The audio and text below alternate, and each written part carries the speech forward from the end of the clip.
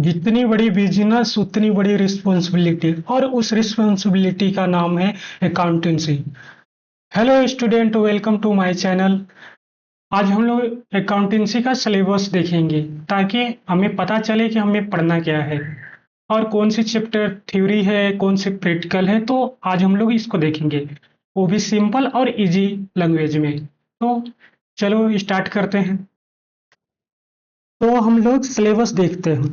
तो सिलेबस देखने से पहले हम अकाउंटेंसी क्या है, तो accountancy is the language of business. Accountancy यह बिजनेस भाषा है और इससे हम सीखते हैं फाइनेंशियल रिकॉर्ड को कैसे मेंटेन किया जाता है, कैसे एनालाइज किया जाता है और कैसे इंटरप्रेट किया जाता है।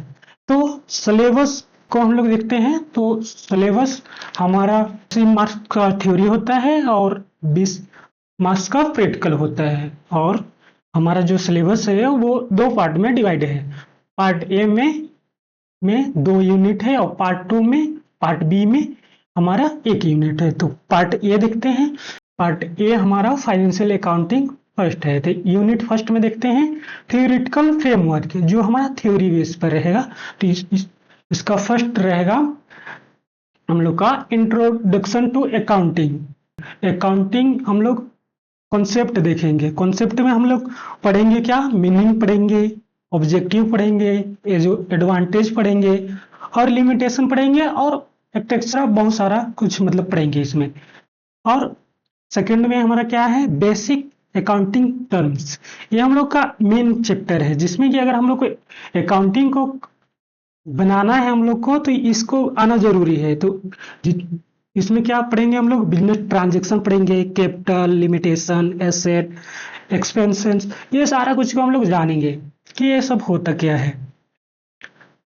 और उसके बाद से हम लोग चलेंगे सेकंड में क्या है हम लोग का थ्योरी बेस ऑफ अकाउंटिंग। तो fundamental accounting concept, basic accounting concept, system of accounting और accounting standard and Indian accounting standard. ये जो हमारा ये रूल रेगुलेशन है, ये सारा हम लोग इसमें देखेंगे। और जीएसटी भी देखेंगे। जीएसटी का फुल फॉर्म होता है गुड एंड सर्विस टैक्स, जो कि अकाउंटेंसी हमारा अकाउंट है। ये जीएसटी कैसे होता है, तो इसका एक स्लैब बनाया हुआ रहता है। तो जितना भी इनकम है उससे डिवाइड किया हुआ रहता है, जिसमें कि 4 पार्ट में ये डिवाइड किया हुआ है।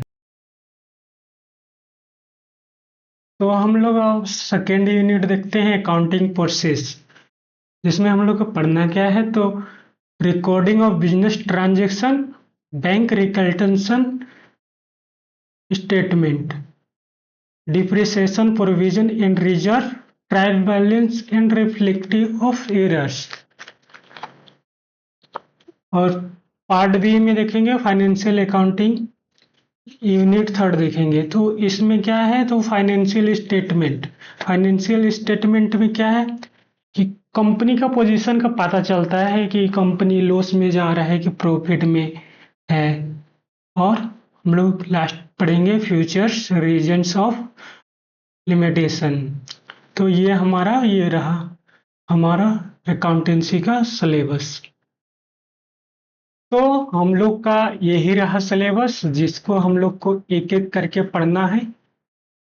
और आई होप कि आप सभी को अच्छे से समझ में आया होगा। माय नेम इज सुखलाल, जो कि इस चैनल के माध्यम से आप सभी को अकाउंटेंसी और बिजनेस स्टडी पढ़ाने वाला हूं।